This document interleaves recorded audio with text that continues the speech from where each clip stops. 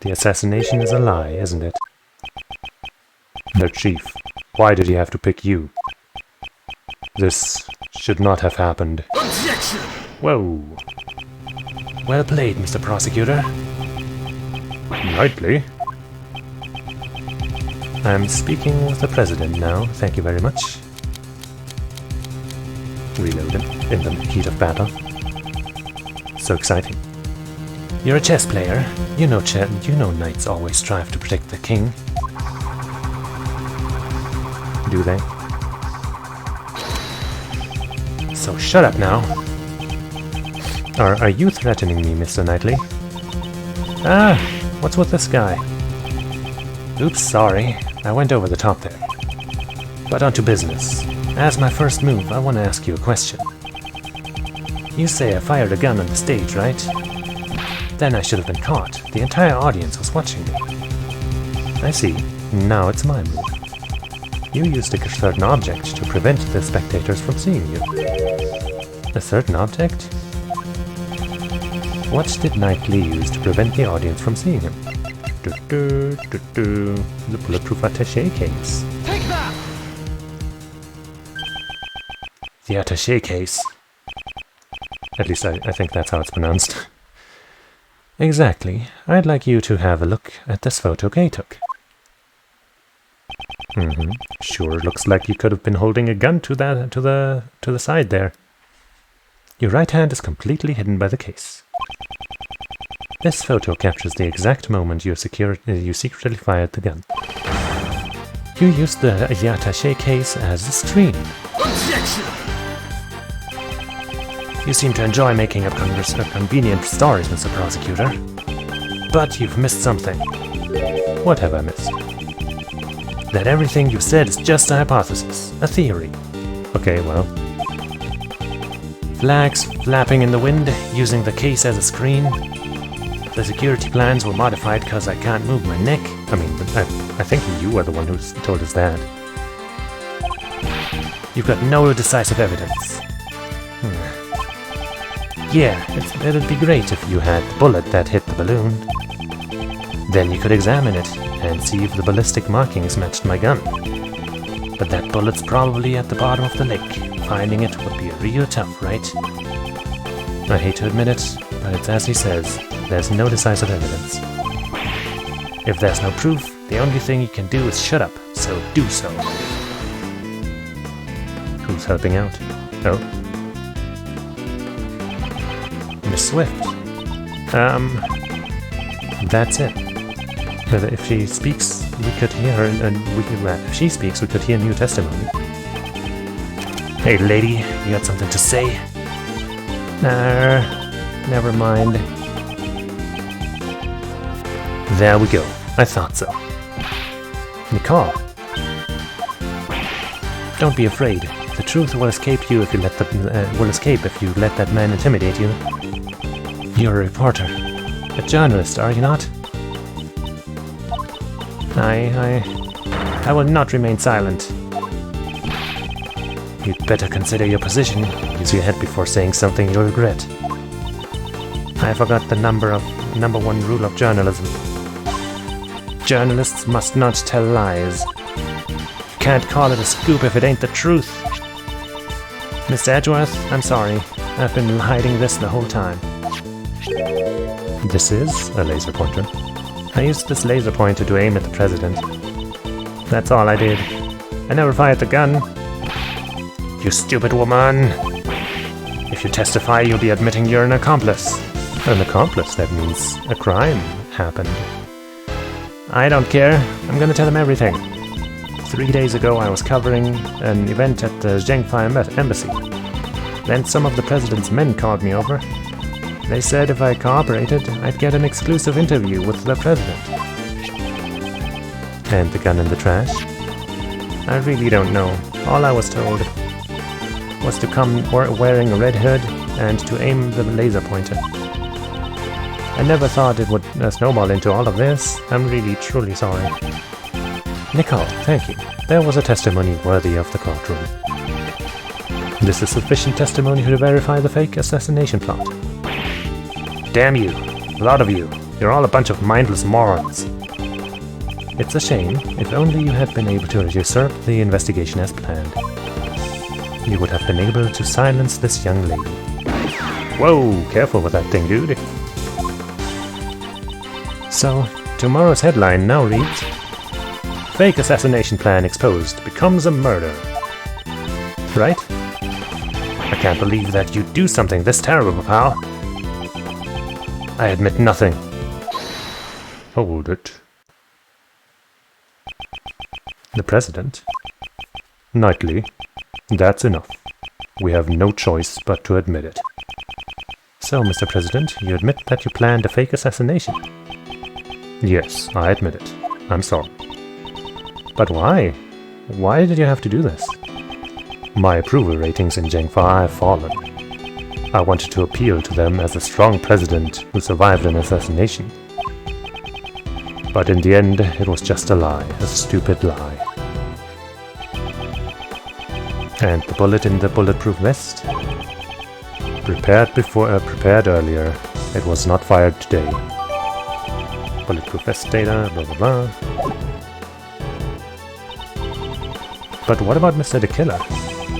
It seems our plan was leaked. Someone wanted to make this fake assassination real. That's why the killer wore a red raincoat. He would impersonate the culprit from the plan in order to approach the president. But there's still one thing I don't understand. What's that? Why did Rook die? His death was not a part of the charade, and yet it really happened. Yes, why was his life taken? Ethan was an outstanding bodyguard. Even though he wasn't from my country, he had my utmost trust. Looking kinda suspicious there. I wouldn't think that having the trust of a cowardly president meant that much, honestly. Hey, that's the same sort of bond between me and Mr. Edgeworth, pal. I wouldn't put it that way. Did Rook know of your plan? Not the exact details. I asked him to cooperate and he refused. You should have listened to his advice. Yes, indeed. I wouldn't have done all this if I had known. You're being too dramatic. What? Rook was just one piece of the president's defense. Knightley? That's... And it's not as if he cooperated with your plan, I did. He ran away, taking whatever dignity he had left with him. Good riddance. Dang. I know you're a valuable bodyguard, but still. I don't have time for this, sir. I'm the team leader now. There's going to be a lot of changes now that the chicken's gone. After all, adaptation is the most important principle in chess. I knew you always wanted to be the team leader. But isn't this a bit imprudent? Is it imprudent or imprudent? It's like impudent, but, you know, there's an extra R there, it's a different word. I don't know. I will orchestrate even more perfect plans just like this one. You definitely have ambition. But wasn't your perfect plan today a failure? If it weren't for you and that idiot Rook, it would have been perfect. What did Rook do? If he hadn't died, the killer wouldn't have threatened me. And you would have never set foot in this plane. Knightley, how can you say such a thing? Yeah, he died trying to save you, Mr. President. Maybe he fulfilled his lifelong ambition. He died protecting the president. Huh? But the assassination was fake, right? I mean... Of course it was. But you need to listen closer, little girl. Remember the guy who wanted to make the fake assassination real? There were 2 gunshots at the time of the incident. First was, as you said, I shot the balloon. But the second one wasn't me. So who fired the second shot? The real assassin. But it wasn't the killer. He intended to attack the president with a knife, not a gun. The lucky winner was the Hidden Queen. Or should I say the lady in the coat over there? What, back to her, huh? You're accusing Nicole, pal? I ain't no assassin. Really? I don't believe you. The gun that was left in the trash, that was yours, right? Brown. Time to butt this guy really hard. I shot the balloon and then entered the plane with Rook and the president. Rook waited in the cabin while I led the president into the security room. When I came out, Rook was already on the ground.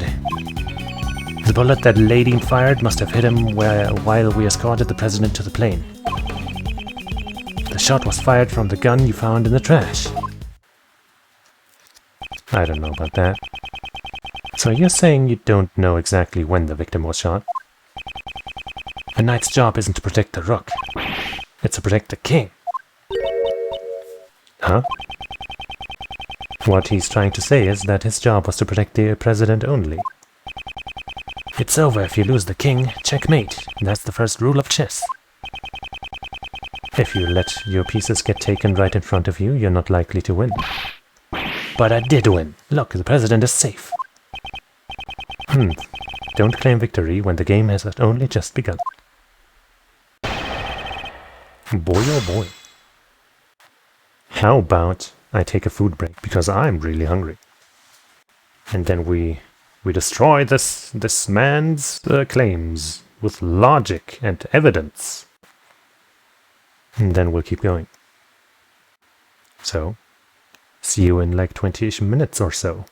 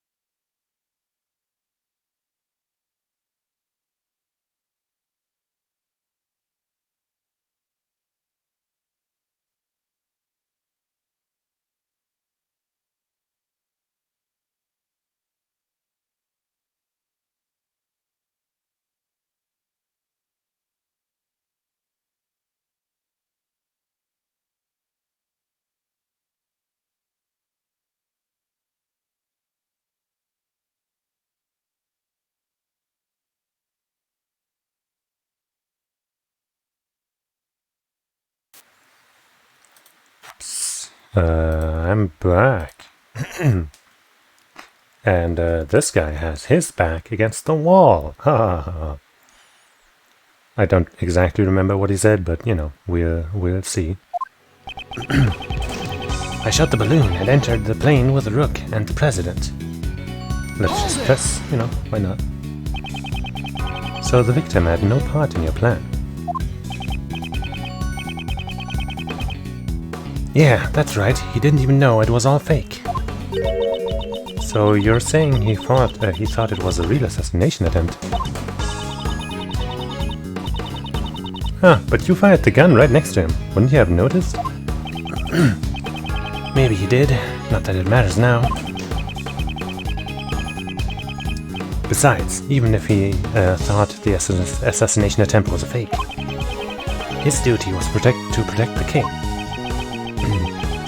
He made a split-second decision to sacrifice himself. The victim was truly a man of honor.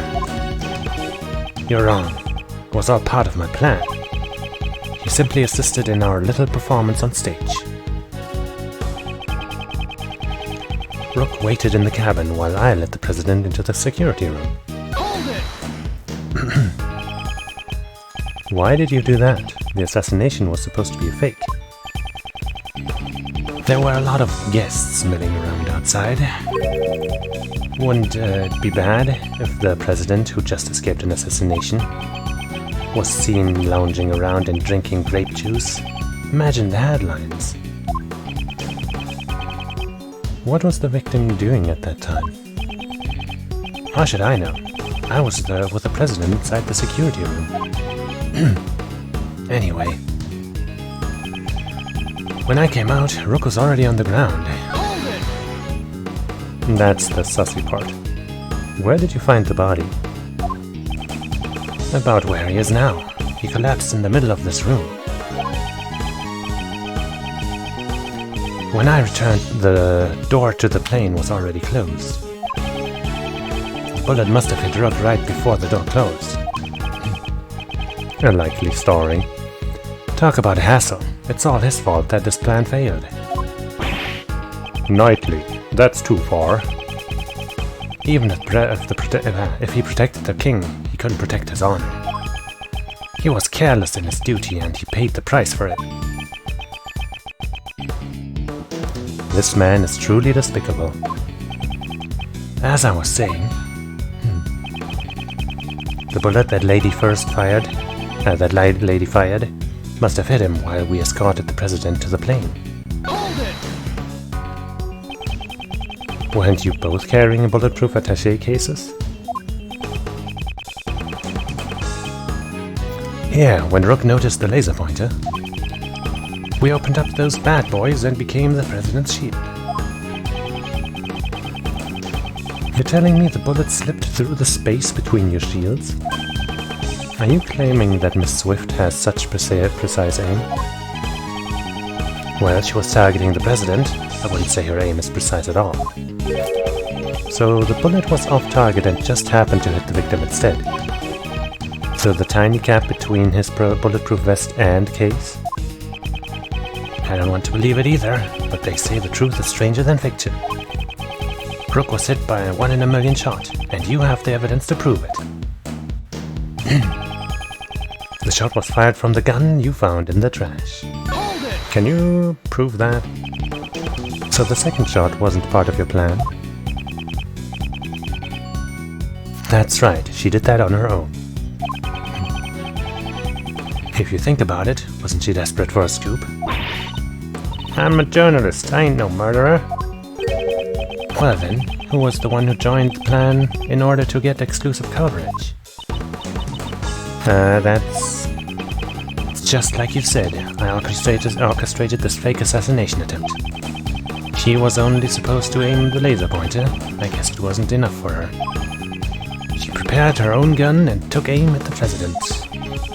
She probably thought that she wouldn't get caught if she went on to shoot me too. Knightley fired the first shot, and then Miss Swift fired the second one. In other words, Nicole also had a gun. I never thought she was the type. Without any proof, it's just pure speculation. Then bam, let's present some evidence. I shot the balloon and entered the plane. Rook waited in the cabin. Rook was already on the ground. That's the part I don't believe. But I don't know if I have anything to disprove it.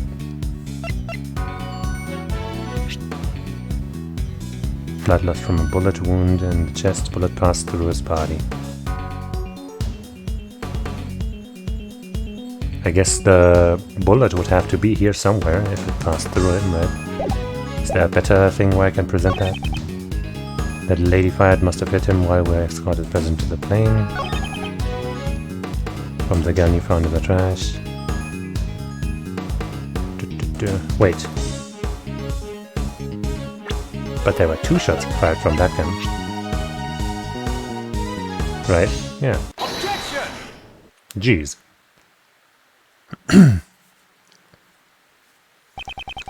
So you shot the balloon and Miss Swift shot Rook. Is that really true? I can't see it any other way. The gun we discovered in the trash was fired twice. The number of gunshots does not add up. Gun safety is not that guy's specialty, apparently. Why don't the gunshots add up? It's simple. This gun is fake evidence, left behind by the real criminal. Fake evidence? Think about it. The criminal planted this for a reason. By finding the gun, we'd assume that the assassin was in the audience. In order to make us believe that the gun was used by the assassin. And the fact that it has two shots missing means that the entire thing about shooting the balloon once and then another shot happening was also premeditated. The gun needed to appear as if it had been fired twice. I get it, because 2 shots were fired during the incident. However, we proved that the bullet that hit the balloon did not come from this gun. Therefore, I have my doubts as to whether this gun also took Rook's life. Here it comes, you're packing some serious heat. Enough with that song and dance. You've come to this far, go ahead and say it. I won't just say it, I'll prove it. The one who really shot Rook is, it's Gumshoe! It's always been Gumshoe! Take that! Horace Knightley, you murdered Rook. Heh, you finally said it. Knightley, you couldn't have. The killer wasn't the only one who took advantage of the fake assassination plot. You intended to murder Rook and claim he was a victim of the assassination. Once the president had entered the security room and the door to the plane was closed, only the victim and Knightley would have been left in this room. And at that moment, you fired a 3rd bullet, directly at Rook. Objection! Shut up with that. A 3rd bullet? Ha! Hey, Nexus. Yeah, this is the 2nd game. Yeah, hi. So, spoilers for the first case, I guess. Only 2 gunshots were heard. The numbers don't match up. The plane's walls are soundproof. If the door is closed... well, that's too bad. But hey, have fun with whatever you're gonna do instead.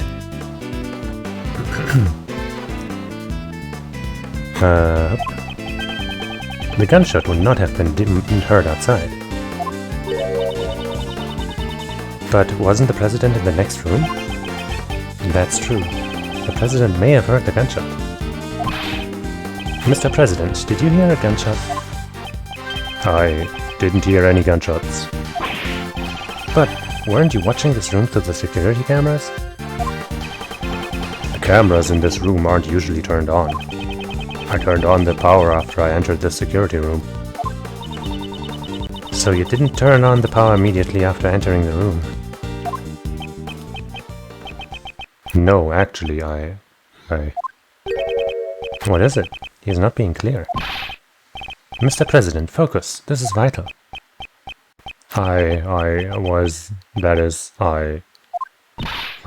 Please. I was hiding under the bed, covering my ears. What? But you knew the assassination was fake? It doesn't matter, I simply hate the sound of guns. That terrifying sound, I just can't help it. I mean, hey man, that's understandable. It's probably really loud. That definitely ain't going in my article. Knightley, you saw the president hiding under the bed. Furthermore, you could tell it if the security cameras had been turned on by looking at the monitors. In that moment, when the president wouldn't hear the gunshot or see the room, you had a chance to fire a third bullet at Rook. Knightley, did you really? You deceived me? You really think I killed that moron? That's cold, Mr. President. Have a little faith in me, the bodyguard who's risking his life to protect you. I want to believe you. I really do, but... I just don't get it. Why are you suspecting me alone? There's still the possibility that she's the killer. This gun is not the murder weapon. The number of missing bullets makes that clear. I mean, there's still many ways in that it could, add up. Like, they, had that one bullet already fired to cover the, the shot that Knightley fired, And then the second shot was just her shooting the gun at the president. That's possible. It's probably not what happened, but it's possible. You could make that up. Maybe it was one short to begin with. Ever think of that? What? Maybe it already fired a shot yesterday, or the day before. And the second shot was fired today. The one that hit Rook. Yeah, basically what I just said. Well, isn't that just the perfect excuse? Excuse? Possibility exists, you can't deny that. He's right. I can't deny it completely. You need to add decisive evidence. Evidence so decisive that it makes my heart stop and my logic tremble. You got something like that? Miss Edgeworth, can't you do anything? At this rate, Nicole, well... I don't think they have any proof against Nicole. I don't think the problem here is Nicole getting punished, it's that Knightley guy getting away. It's true, I did an awful thing for a scoop. But I never killed nobody. I could never do a thing like that. Decisive evidence. If I could prove that the murder weapon was Knightley's gun. Prove it was his gun. Yeah, it'd be great if you had the bullet that hit the balloon. And then you could examine it and see if the ballistic markings matched my gun. If we can find the bullet that took Rook's life, we can determine which gun fired the shot from the ballistic markings. If you've got no evidence, then we're done talking. Objection! Hold it. Wait, but you said objection. You can't say objection and hold it. That's against the rules. What? You don't seriously have decisive evidence? Naturally. That's a big joke. Well, come on now, show us. What is this so-called evidence? The bullet that took Rook's life. That's the decisive evidence I need.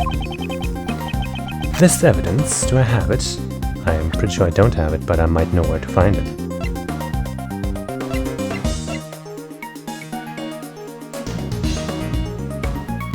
No, maybe in here.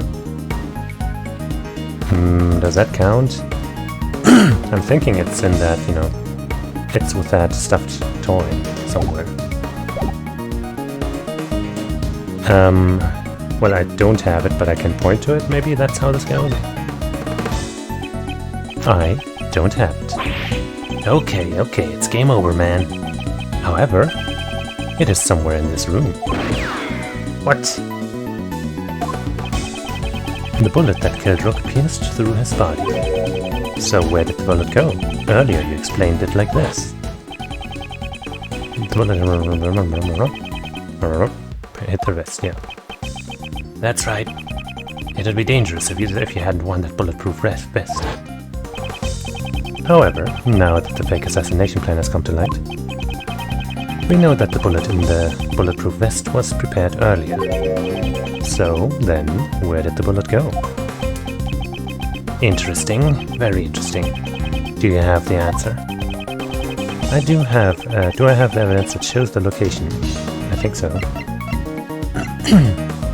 Right? Take that! In this room, there's one thing that's clearly missing. Something missing? You sure it's not your brain? Got him. I'd like you to look at the rack of security monitors. I still think it's really weird that there wasn't no special dialogue for the fucking monitor that was showing nothing. But okay. No wait, that's one. It seems you've noticed, Mr. President. Among these images of the plane's surroundings, only the feed from the right side of the plane is absent. That's what's missing. A single monitor. Mr. President, there was originally a monitor there, wasn't there? That's right. Why is there a stuffed toy now? That must have been put there to hide the empty space where the monitor used to be. Why is the monitor missing and where did it go? Why? Undoubtedly because it was hit by the bullet. In order to make us think that the bullet really hit the bulletproof vest. It would be a problem if another bullet hole was discovered. So then, where did the monitor go? Where? It should be hidden somewhere inside this plane. There hasn't been a chance to dispose of it outside since it was shot. Detective Gumshoe, search this plane. Roger that, sir. President Huang, you said extraterritorial laws apply to this plane. I will allow it. There's no problem. I just want to know the truth of Rook's death. Damn it, you think this is a joke? You're always like this. Rook this, Rook that. Detective, we have his approval. Go ahead.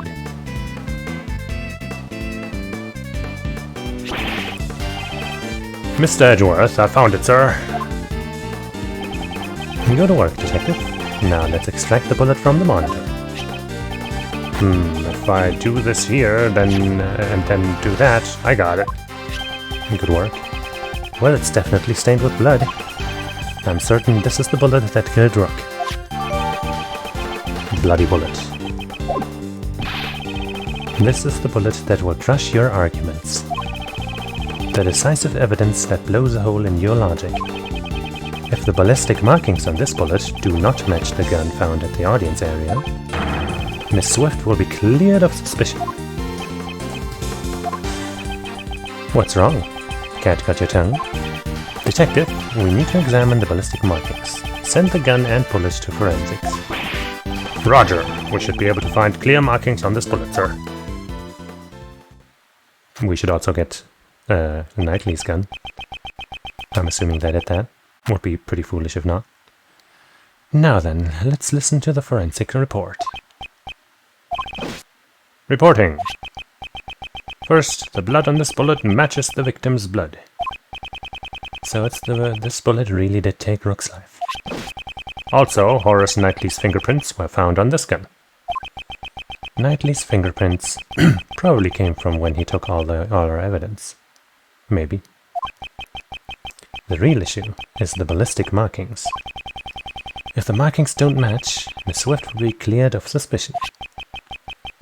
And the bullet's ballistic markings match this gun.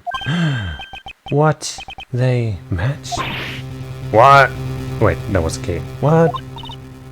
No way. There's no mistake. The bullet was fired from this gun. What? Well, maybe Knightley switched them out. Huh? That's strange. Looks like I was right after all, naturally. Nice gunplay there. Did you really think you had me cornered? You misread the board. The one who's been cornered is you.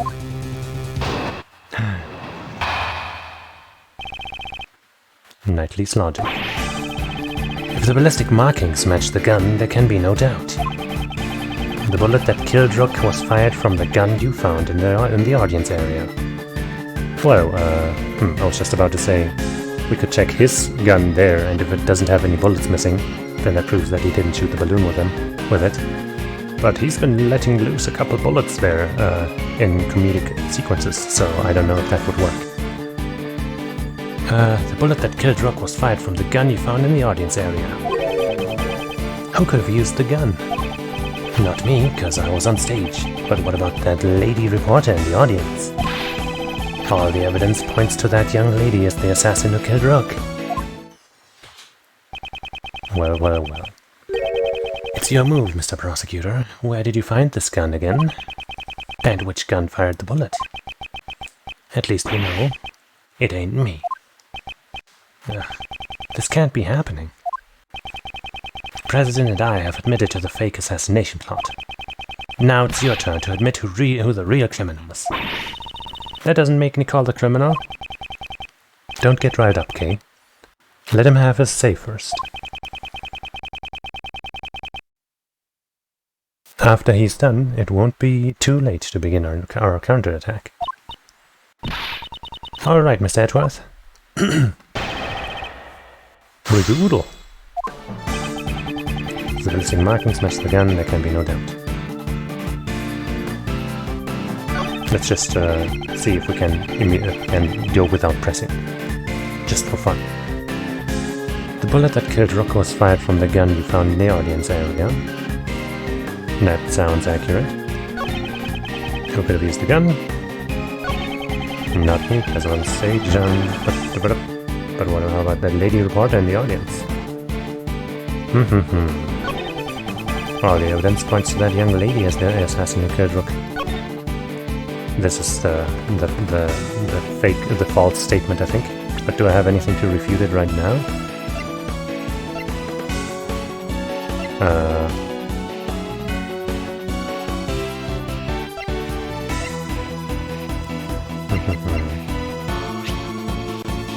Found in the trash can, 2 shots can be fired. Have been fired, same model as the victims.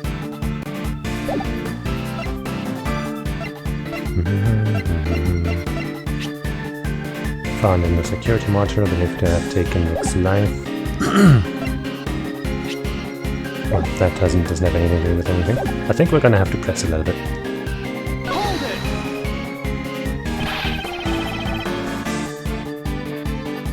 Do you have proof that Miss Swift fired the gun? Well, there, didn't the boys in the blue already prove that? But Nicole's fingerprints weren't found on the gun. And yours were all over it, pal. Objection! Well, that's cause I was handling all the evidence earlier. If that lady isn't the killer, who else could it be? You were the one who cornered the assassin in the audience. Capiche? In fact, from every angle on the board, all the evidence points to that young lady as the assassin who killed Rook. I guess I'll press everything. Hold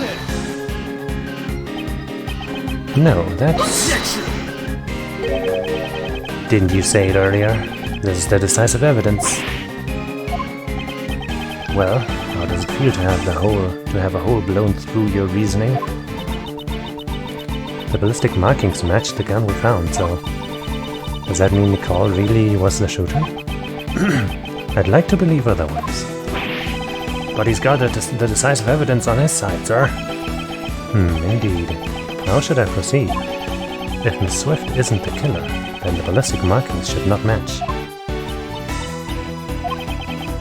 Thoughts, Kay? The evidence is impossible. Then maybe we should doubt the evidence itself, right? Doubt the evidence?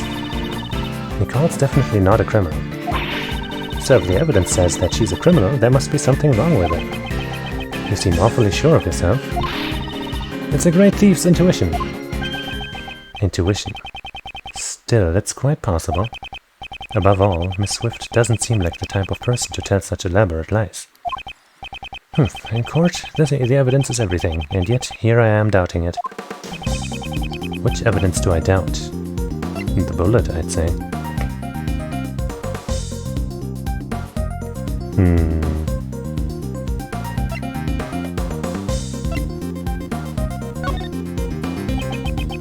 Could there be something, I guess not, strange about the bullet?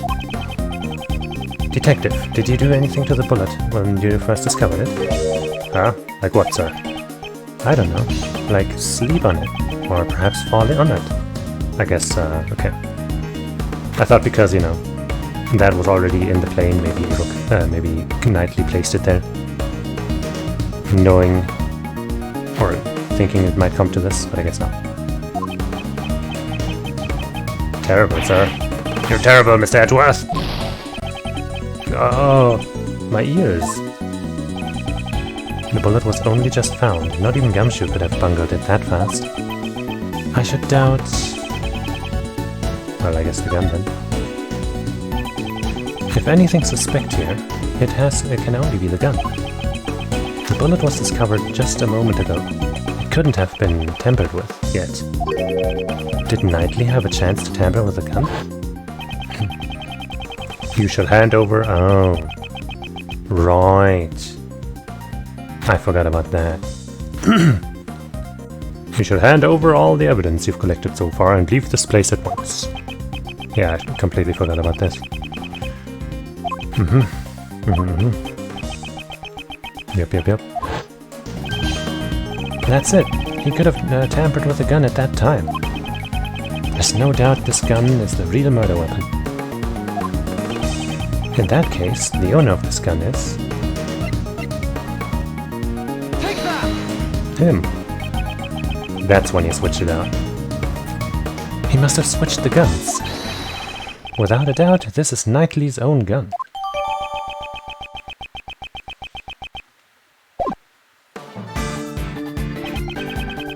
The bullet that killed Rook was fired from the gun you found in the audience area. I guess that contradicts what we just learned, right? If you used the gun, that kind of also fits. Not me. Well, all the evidence points to that young lady as the assassin. We could also point it here.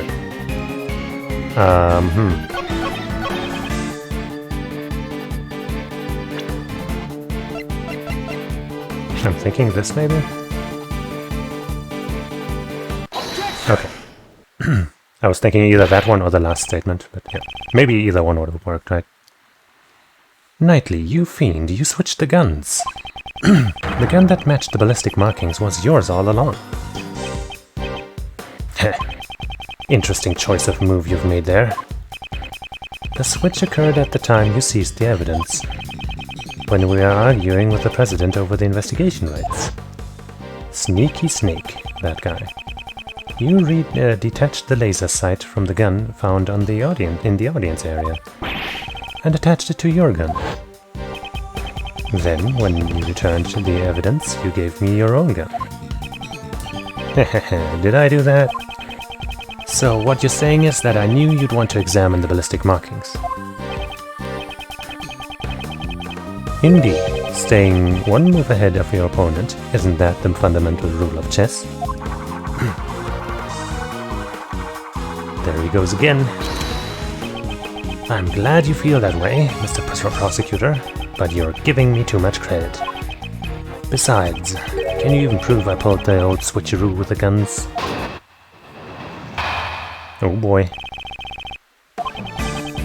So the gun happens to be the same model as mine. Pure coincidence. But take a closer look. Only one of them has a laser pointer attached to it. Check the number of bullets left in the chamber. Only 2 shots fired, see? There's no evidence that I switched the guns, right? Giving you too much credit? That hardly sounds like something you'd say. I guess I'm just more modest than you.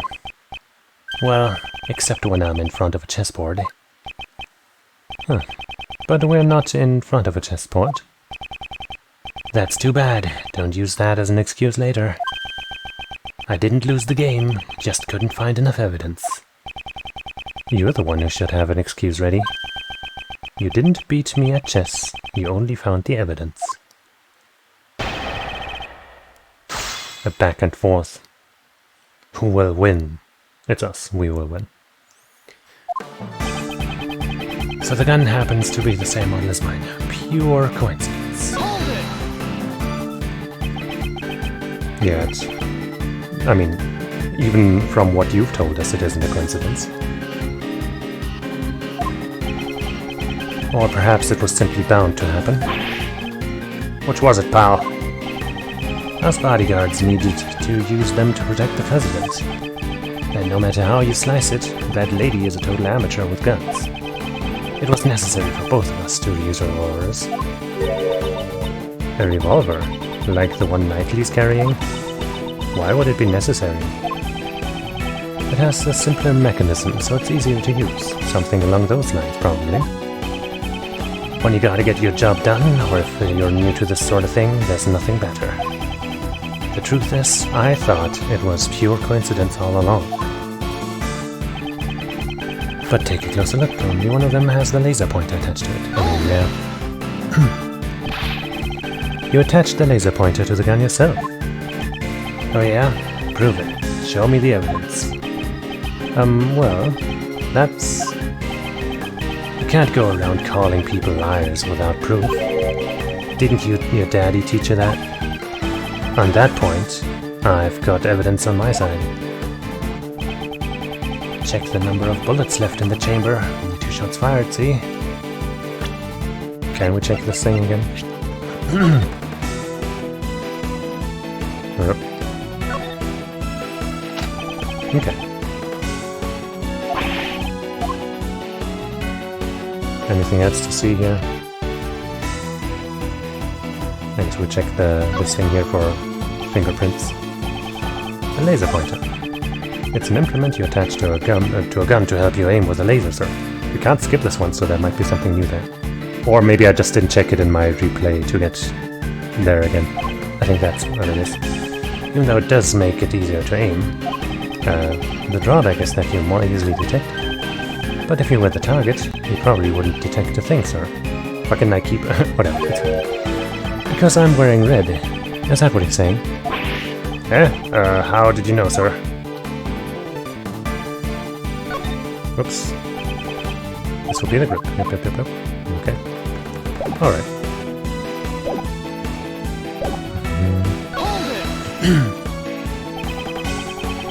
Something's been bothering me for a while now.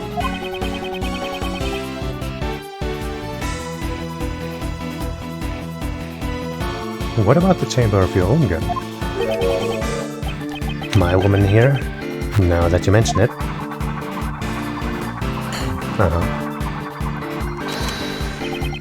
I've been firing it off for a while now. Every time he fires, he reloads the gun. So there's no way to check its status from the time of the incident. That's it. In order to switch the guns, he would have needed to reload the bullets. Knightley is bare-handed, and he had no time to put on gloves when the switch was made. Well, I think it's about time for you to resign. How about it, Prosecutor Edgeworth? There's no evidence that I switched the guns, right? Well, I mean... Do we press... Oops, damn it. I didn't mean to do that. Oh well. That's fine. Evidence that Knightley switched the guns? Does that even exist? There's no evidence that directly proves that Knightley switched the guns. Yet, we know for a fact he did. If he didn't, there would be no explanation for the ballistic markings. You need to carefully consider the meaning behind every piece of evidence linked to the testimony. The truth must be there.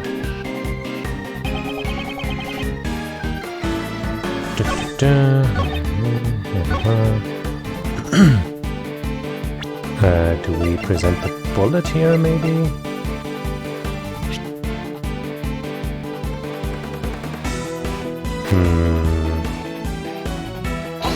No, didn't think so.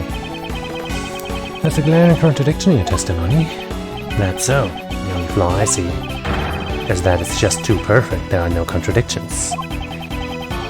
Better wipe the board clean, Mr. Prosecutor. Looks like you're out of your league.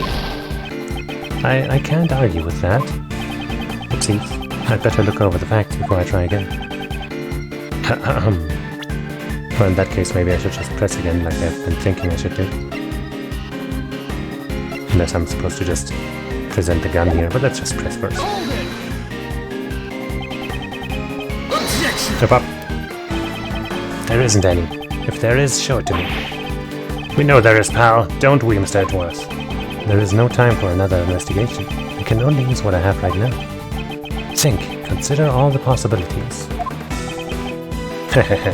If you've got something to show, let me know. Okay. Doobly-doo. No.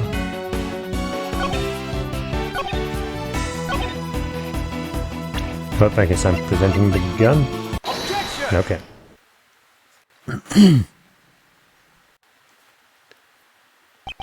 Specifically the bullets. That evidence is this. You call that evidence, Prosecutor Edgeworth? You're trying too hard. Certain traces were left on this gun. Traces that prove this gun belongs to you. Show it to me. What kind of piece you got? A rook, a bishop? Better not be a pawn. The traces Knightley left on this gun were the fingerprints. Yeah. You left your fingerprints on this gun. Objection. Fingerprints? Ha! That should be expected. I handled the gun earlier when I seized your evidence. Of course my fingerprints are on it. Objection. But what if the fingerprints are in a place they should not be? What? That's not possible. Allow me to show you. There's one place where your fingerprints should not be. This piece of evidence will deal the final blow to your king. Yep. Directly point at the chamber, I guess, if I can. Oh, I can't even present, I have to. Here, Detective Gumshoe, please have a look at the cylinder. 2 shots were fired, sir, but where would the fingerprints be? On the bullet. You made the switch when you seized the evidence earlier. However, if all you did was switch the guns, you would have been found out right away. That's because the number of bullets fired by the 2 guns are different. The gun found in the audience area had fired 2 shots, sir. Then what about Mr. Knightley's gun? He fired 2 shots at the balloon when he was on stage. And later 1 shot to kill Rook. 3 shots in total, not counting the number of shots he's fired since then. And after each of those times, you would reload the bullets. Tell us, Knightley, were you wearing gloves when doing that? Officer, in your report earlier, you were where were Knightley's fingerprints found on the gun? Sir, the prints weren't just found on the outside of the gun. They were also found on the bullets as well. If all you did was handle the evidence, why would your fingerprints be on the bullets? Grr! That's... Why didn't the fucking guy, the guy in blue, just mention that? With this, it has been proven that you switched the guns. The gun, which fired the bullet that took the victim's life, it belongs to you, Horace Knightley. You're the one who stole Rook's life. You are the true assassin. I'm... Checkmate.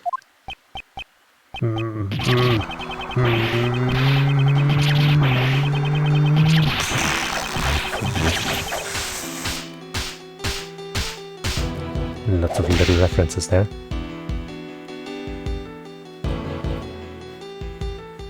Well, we showed him. I should have been made leader. Me! Rook, that piece of scum. If it hadn't been for him, I would have had complete control over everybody. My assassination plan, it was perfect. My plan was perfect. Was it though? It clearly failed. In some ways, at least. Detective Gumshoe, if you please. Roger that, sir.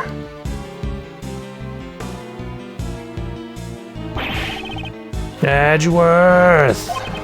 This game isn't over yet, you hear me? That's enough. The rest of this game will continue in the courtroom. Damn it. Damn you. Well, you're gonna talk about how you didn't lose the game, I only got the evidence, like we spoke about. Hey, the president beefed up again. Gort Lake Park stage. You have my gratitude. You exposed a murderer amongst my bodyguards, and for that I am truly in your debt. As soon as he stepped outside the plane, he reverted back to his king-like persona. Some time ago, when I proposed the fake assassination plan. You want me and not Rook? Rook declined, so I'm asking you, what do you say? Alright, let's do this. I'll come up with a perfect plan. I can even use that guy as a chess piece. When Knightley said that, his eyes were overflowing with hatred towards Rook. Frankly, I was quite anxious about asking Knightley instead of Rook. But now that I recall those events, he probably sensed the anxiety in my countenance. Perhaps that is what gave him the impetus for murder. Mr. President, if you had not orchestrated that fake plan, this would not have happened. That is your sin. A sin that won't disappear. Yes, you are absolutely correct. You have my sincerest apologies. I too must bear some responsibility for this. Even so, I am most grateful to you. I thank you for solving the mystery of Rook's death. I am scheduled to stay in this country for a little longer. But if any of you ever wish to visit the Republic of Zhengfa, you will always be welcome.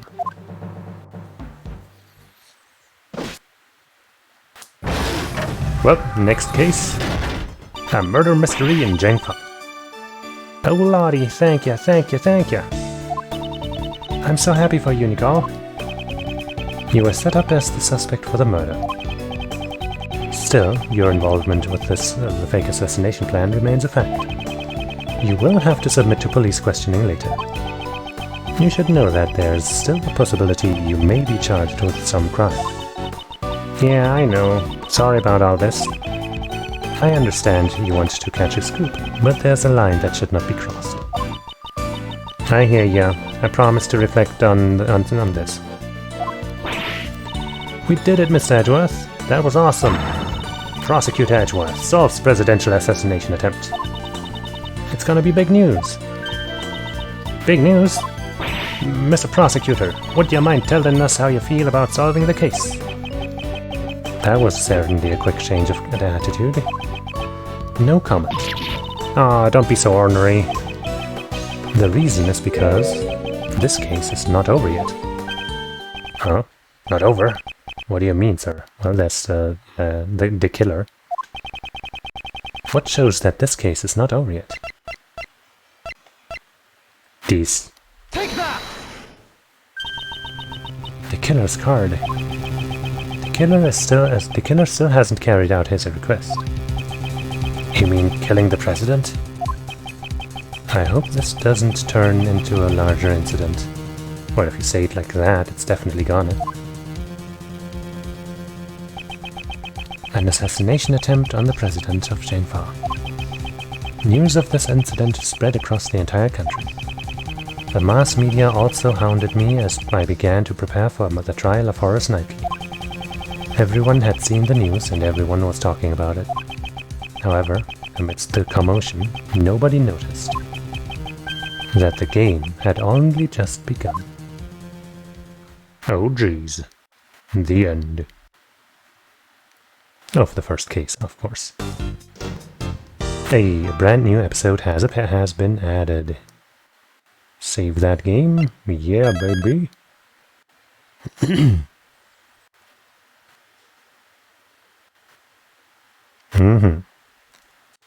Well, I think we're gonna end it here then. You know, little shorter of a stream, I guess, considering it's not just Thursday. But I feel like if I start this case now, we're gonna stop right in the middle somewhere again. And I think it would be cooler if the rest of the cases might not be possible. But if we could do the other cases in one go. And, so for that reason, I would like to just start that one tomorrow. And then, maybe we can finish it in one go. Maybe not. I don't know. I don't remember if this is like the other Ace Attorney games where, entire days get added to the investigation with every new case. But, well, we'll just have to find out, won't we? Tomorrow. Probably. So yeah, thanks for watching, hanging out. Even if it was just for a second to realize that you still want to play this game and don't want to get spoiled. Still good to see you. And, yeah. There certainly is a lot of reading, though. I can feel it on my throat. But anyway. I already said my stuff, so, see you next time. お疲れ様。